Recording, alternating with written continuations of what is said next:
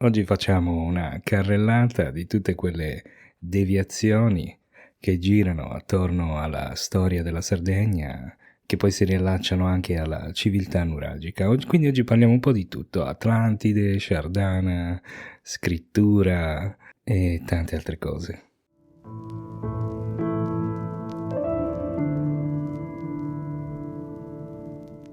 Partiamo dalla più tosta, dai, Atlantide, così la togliamo da mezzo. Non so se voi abbiate mai sentito dire da qualcuno che la Sardegna è l'isola di Atlantide.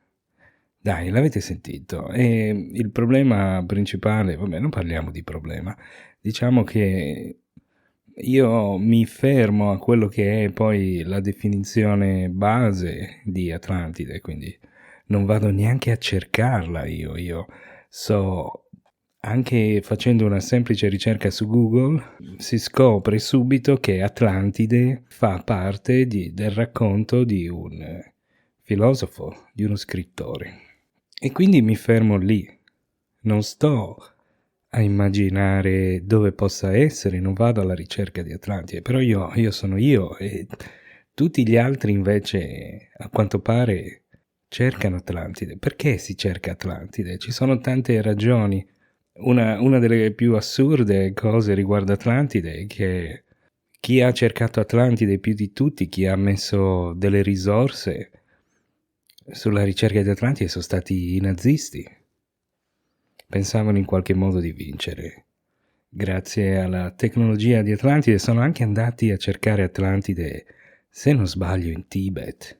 Quindi la cricca di gente che cerca Atlantide non è bella gente.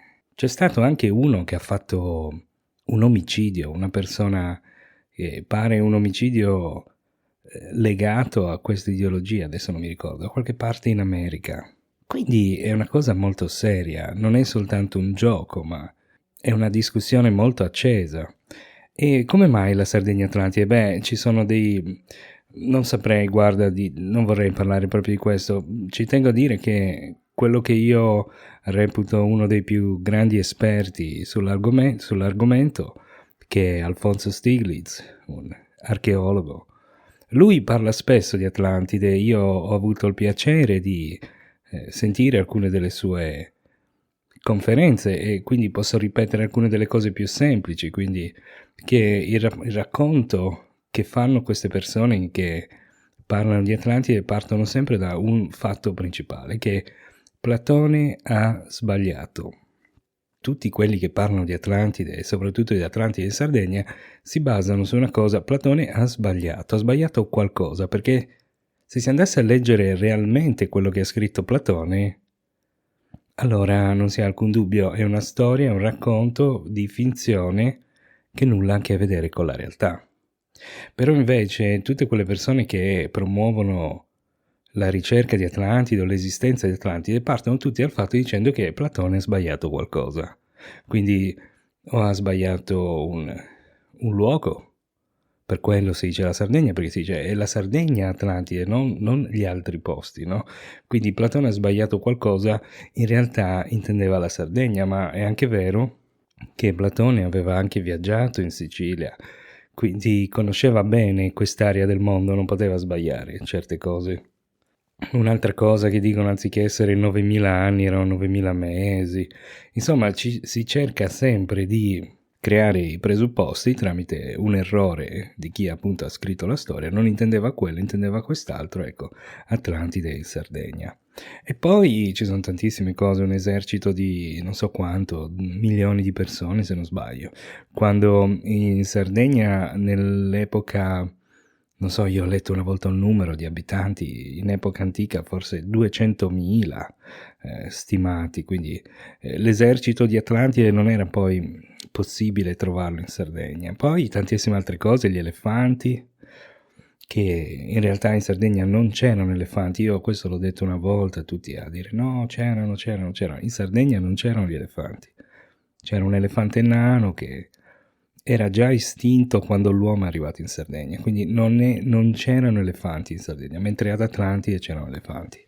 Tantissimi dettagli che, se noi andiamo a considerare uno per uno, smontano completamente l'opportunità, l'opzione Sardegna uguale Atlantide. Io dico sempre che la Sardegna è meglio di Atlantide. A volte la realtà è molto più bella della fantasia. Questo l'aveva detto Carl Sagan, aveva detto che l'universo è bello così, non c'è bisogno di modificarlo, di inventare cose, di trovare un creatore, un motivo, un obiettivo, o di semplificare dicendo che gli alieni vengono sulla Terra tutti i giorni. Cioè, l'universo è bello così. Ci sono gli alieni, senz'altro, ma sono anche loro lontani e soli, e sicuramente non vengono tutti i giorni negli Stati Uniti per farsi fare un video e poi andare via. Le cose sono belle così come sono. La Sardegna è bella per quello che è bello per la sua storia di persone molto pratiche che sono riuscite a costruire tantissimi monumenti. Questo è bello che seppellivano le loro persone, avevano dei luoghi in comune come i pozzi dove poter passare il tempo, delle feste, delle cose. Era bello quello, non c'è bisogno di attaccare Atlantide alla Sardegna, anche perché è una sfiga totale, cioè aver avuto questo binomio Atlantide e Sardegna svalorizza totalmente la storia della Sardegna, perché la storia di Atlantide prende il sopravvento. Quindi tutte quelle persone là che ci sono qui in Sardegna, alcune anche che hanno un seguito e che spingono questa narrativa di Atlantide, in realtà, cioè, vi stanno prendendo in giro, perché è un argomento che attira molto le persone, quindi è facile carburare interazioni online quando si parla di queste cose. È difficile invece l'opposto, quindi quando si dice raga, ma la Sardegna dai non è Atlantide, allora lì è difficile. Quindi ci sono tantissime persone che ne approfittano delle conoscenze sull'argomento che ha la maggior parte delle persone e quindi promuovono queste iniziative. Però in generale, nel mondo in cui viviamo, le persone che credono sia dell'esistenza di Atlantide, addirittura della sua posizione in Sardegna, sono veramente poche. E se tu sei uno di questi, leggi un po' di più, cerca di informarti un po' meglio, cerca di studiare l'argomento, di capire davvero, ma se proprio hai qualche dubbio, ma leggiti il libro di Platone, cerca di capire e dici, ma veramente questo parlava della Sardegna? Ognuno si deve fare la propria idea. Non appoggio questi tipi di discorsi, mi piace parlare con persone che sono convinte di questo, anche perché prendo sempre degli spunti nuovi su cui poter fare questo tipo di conversazioni, però ragazzi è svalorizzazione, quindi Atlantide e Sardegna non valorizza ma svalorizza la nostra storia. Un'altra cosa che è molto discussa nell'ambiente è questa degli Sciardana. Avevo fatto un podcast intero per gli Sciardana, non l'ho mai pubblicato perché poi è uscito quel casino col video del film, che poi ne parlerò. Però gli Sciardana, cioè, non lo so se sapete, ma erano dei pirati. Non c'è scritto molto sugli Sciardana dell'epoca, non abbiamo tanti scritti riguardo gli Sciardana. Sono scritte un paio di cose, tutte brutte. Una delle cose le ha scritte il faraone, ha detto che questi erano invincibili, però l'ha detto nel testo in cui lui afferma di essere l'unico ad averli respinti o comunque anche arruolati. Quindi abbiamo un faraone che dice questi sono invincibili, però io li ho battuti, cioè, quindi non sappiamo neanche se in questo caso il faraone sta cercando di flexare il fatto che lui li abbia sconfitti, quindi dice che sono invincibili. E poi ci sono altri racconti di uno Sciardana rinnegato, di un qualcuno che era stato ucciso da una guardia egizia e è finito lì. Ci sono invece alcune comunicazioni tra altre persone riguardo gli Sciardana, a dire oh raga, non riguardo gli Sciardana, ma riguardo i popoli del mare. I popoli del mare erano una coalizione, quindi gli Sciardana erano erano una decina di gruppi, adesso non mi ricordo quanti, quindi gli Sciardana erano uno su tanti, non erano i padroni. Una cosa noiosa di questi Sciardana è che ovviamente tutto quello che hanno fatto l'hanno fatto al di fuori della Sardegna, quindi tutte quelle persone sarde che spingono questa storia sugli Sciardana, Sciardana qui, Sciardana lì, stanno in realtà parlando di qualcosa che non ha niente a che vedere con la Sardegna, perché qualsiasi cosa abbiano fatto questi Sciardana l'hanno fatta in giro per il mare, in giro nel Mediterraneo. Non l'hanno fatta in Sardegna, quindi sta parlando di una storia che onestamente non ci appartiene. Non ci appartiene, in più questi erano dei pazzi che andavano in giro a ammazzare gente. Addirittura si pensa che fossero responsabili per la scomparsa di alcune popolazioni costiere. Riconoscere l'intera Sardegna in questa roba qui mi sembra abbastanza riduttivo, anche perché per quanto questi potessero essere forti, nella nostra isola non governavano questo tipo di stili di vita. Secondo me erano bloccati da quello che erano i nuraghi, che la popolazione dei nuraghi era molto più forte di questi Sciardana, secondo me. Anche perché io apprezzo molto le parole di, se non sbaglio, Ugas e qualche altro archeologo che definiscono sì, gli Sciardana potevano in qualche modo abitare una piccola zona costiera della Sardegna, ma non solo, forse anche altri popoli del mare avrebbero potuto sostare in Sardegna in quell'epoca. Quindi non dico tutta la Sardegna sciardana, ma anche lì sciardana come parte della storia di quest'isola. E dobbiamo sempre mantenere l'interesse sulla Sardegna, perché nel momento in cui si parla di sciardana si sta già andando fuori.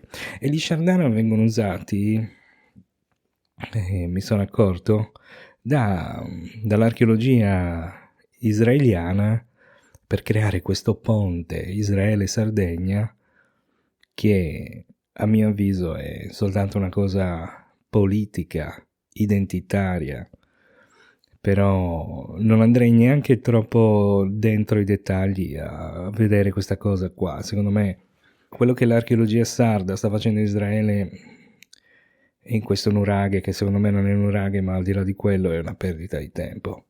E mi accorgo anche quando sono andato a vedere una conferenza su questo argomento, mi sono accorto che si parlava soprattutto di Israele, non tanto di Sciardana. Quindi non c'è veramente alcun motivo per cui spendere tutta la vita a ricercare questa storia di Sciardana. Secondo me chi fa questa roba è sempre per lo stesso motivo, per cercare di portare più gente possibile nei propri social, nelle proprie pagine. È uno di quegli argomenti di cui si abusa per raggiungere più persone possibili. Che poi era questo anche il motivo per cui è stato fatto quel film di cui ho parlato nei miei video.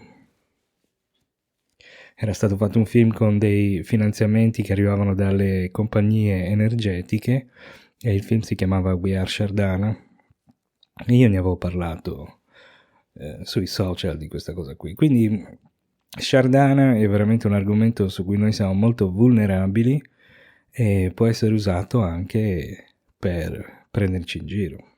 Quindi io personalmente mi affido a quello che è la conoscenza archeologica, che probabilmente questi Sciardana potevano anche insieme ad altri popoli del mare aver abitato le coste della Sardegna, perché la storia è sempre quella della Sardegna, non dimentichiamoci, non è degli Sciardana, non è dei Sardi, non è degli Egizi, è la storia della Sardegna. Quindi se questi Sciardana hanno passato del tempo qui e molte cose le hanno fatte in giro, non è rilevante. Non è così rilevante. Cioè, frega niente di quella roba lì. Sì, ok, sono andati in giro, hanno fatto un sacco di battaglie, ci sono i disegni loro in Egitto, però chi se ne frega, non è Sardegna quella. Noi stiamo parlando della storia della Sardegna. E gli Sciardana, in un certo senso, non ne fanno parte. O non sono la parte più importante, che secondo me poi sono i nuraghi. E veniamo a un altro di questi argomenti tabù che tengo per ultimo, la scrittura, la famosa scrittura nuragica. E a questo proposito ovviamente non c'è molto da dire. Ci sono alcune persone che ritengono che chi viveva in Sardegna in epoca antica abbia sviluppato un qualche tipo di scrittura. E io qui mi faccio sempre la stessa domanda, dico, ma se tu sei la civiltà che inventa la scrittura, perché scrivi solo 2 righe?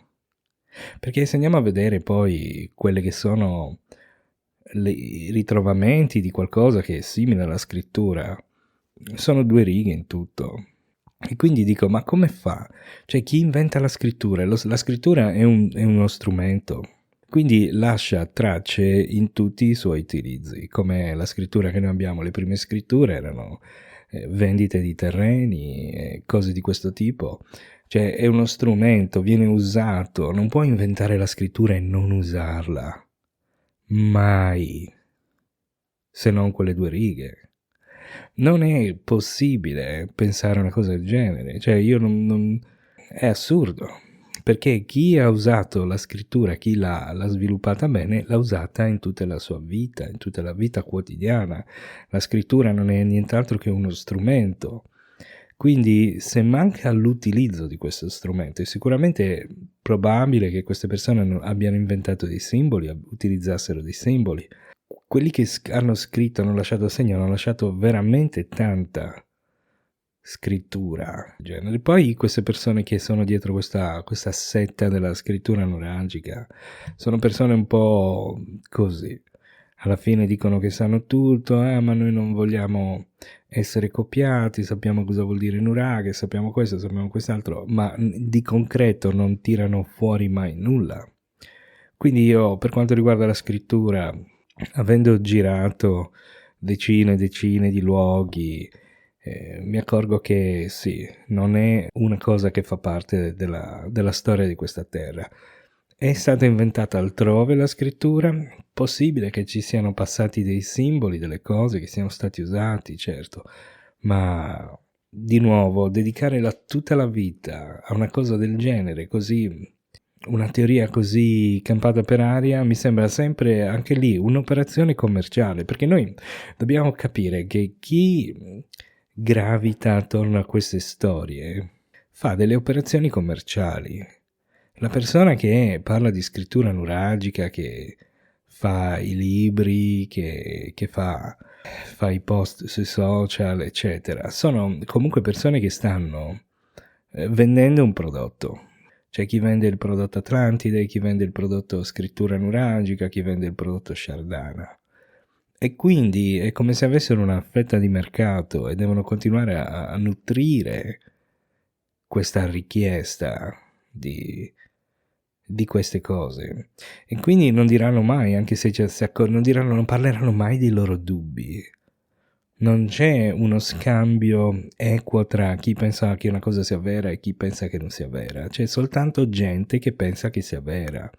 E quindi non c'è neanche il dibattito su queste cose. Io personalmente, quando ho deciso di parlare di archeologia, di parlare di Sardegna, ho scelto da subito di fare un racconto onesto, di lasciare tutte queste cose fuori dai miei contenuti per evitare appunto di confondere le persone, perché se qualcuno arriva per la prima volta a conoscere la civiltà nuragica e va direttamente da quelli che parlano di Atlantide, continua a rimanere una persona che non conosce la civiltà nuragica, rimane confusa, ha un'idea che solitamente è poi seguita da una delusione.